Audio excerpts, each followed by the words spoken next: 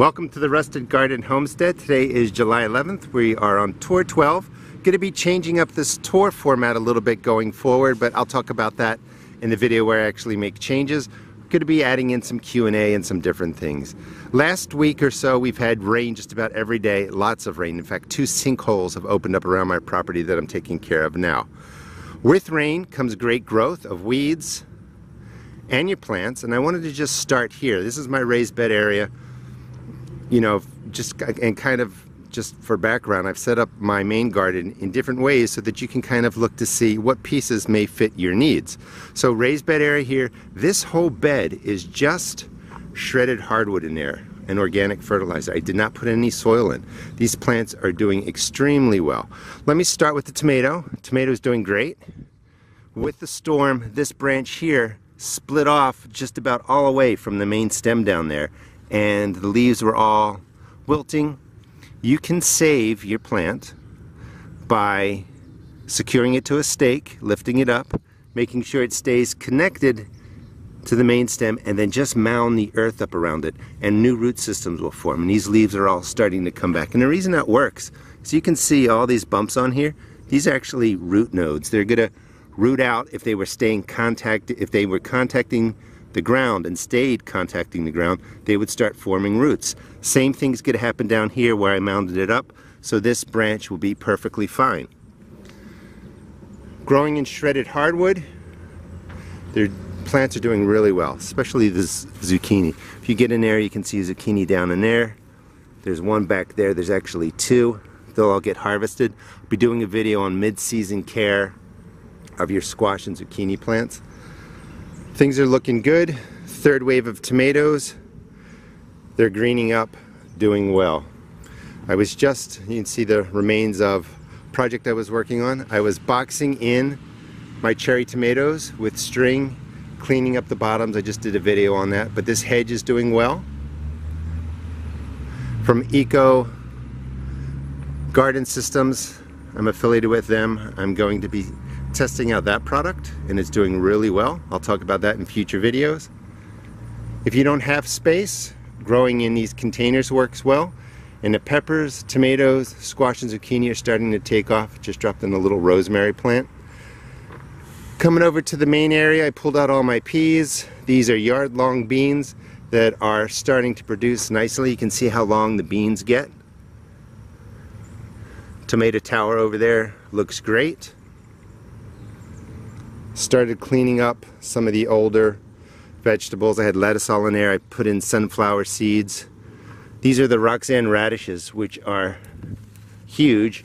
They're starting, and again, we're almost to mid-July, and they're getting a little bit spicy, but they're not getting pithy. They're nice and crisp, and when you squeeze them, they're not woody or soft. They're just still crisp. Amazing radishes. But it's time for them to come out, and I'll plant more again in August for fall harvest.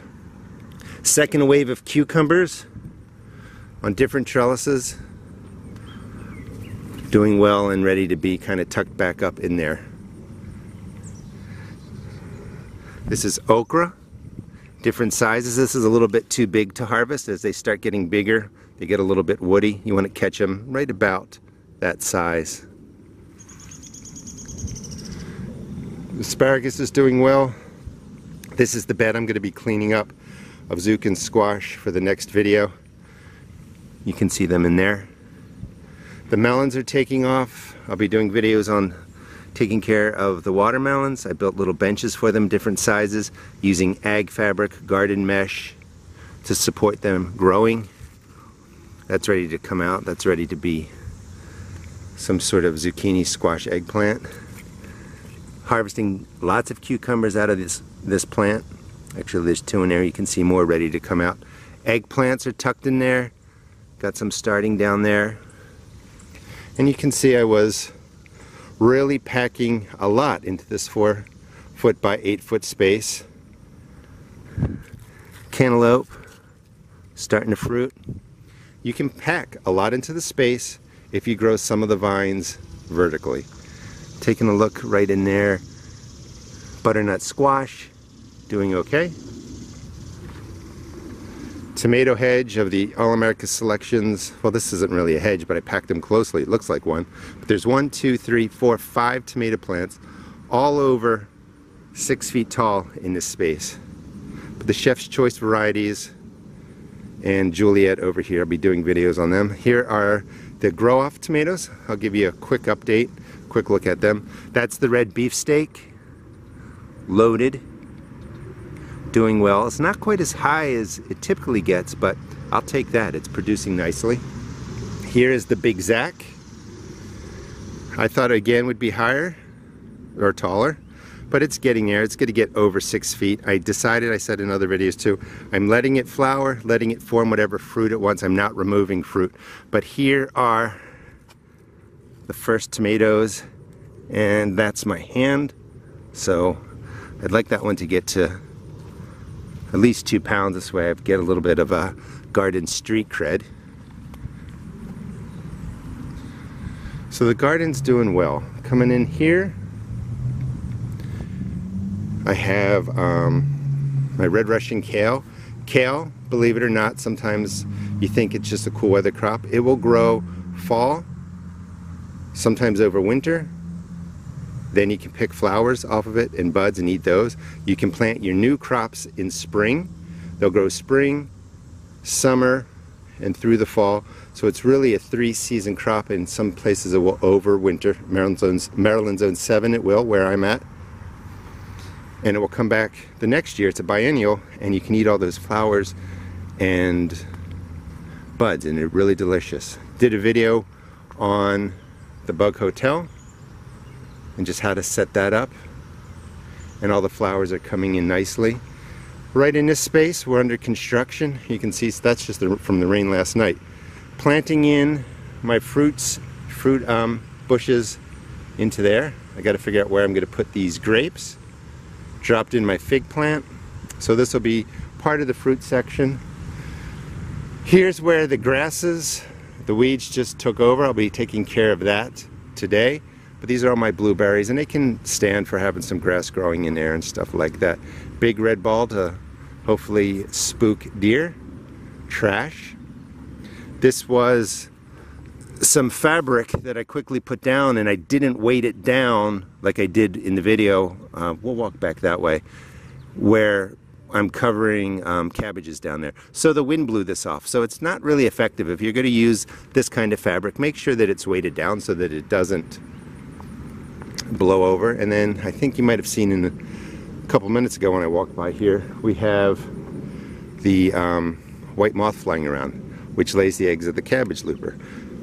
The beans are starting to come up. This guy got really beat up. Actually, a lot of my beans did. This one died because when I planted them from transplants, we had all kinds of rain and then heat. Look, you can see fuzz on there. That's mold. So some of them got beat up. But I like planting 2 beans into a space as transplants. This one died off.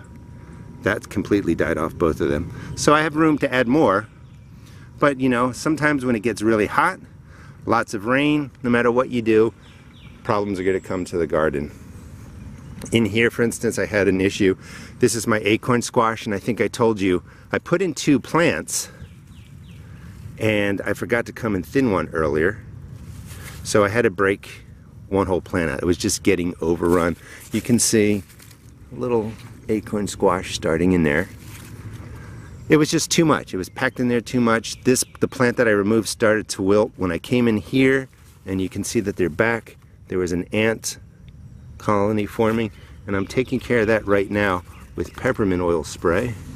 Cinnamon's supposed to be better, but for right now, I'm just soaking this area down with peppermint oil and water. It's 1 teaspoon per gallon. I do sell that at my seed shop, and that's going to disrupt and annoy the ants. It's not going to kill them off, but hopefully they decide to leave because they're sick of the peppermint oil. And when I finally do get some cinnamon oil, I'll be talking about that. Let's take a quick look in here because they're doing so well. Peppers ready for harvest. Hot peppers in the beginning of this sunken container row, and then it goes all the way down to the sweet peppers. Things are growing really well. Let's spin around this way. Dropped in new sunflowers, and they were all started in cups. And that's pretty much what I have going on as of nearing the middle of July. You can see my stationery. I've got plants left on the top. I'm going to try and get them into different places of the yard. They're mostly flowers and some herbs that are left. And here, I think we'll end here, coming back to the really beautiful cucumbers. This is the Garden Masher Ag Fabric. I have a video on it, but you just want to make sure if you're going to use it, staple it to some wood like this. I've already been harvesting out, and actually I'm going to leave it off because I'm taking the rest of these cabbages today. It's been doing a great job keeping off the cabbage looper. That's old damage that's on there, but beautiful heads ready to be harvested. They're a little bit spicy because of the heat, so your cool weather crops, when the heat comes, the flavor changes. There's the moth on cue. Hope you enjoyed the video.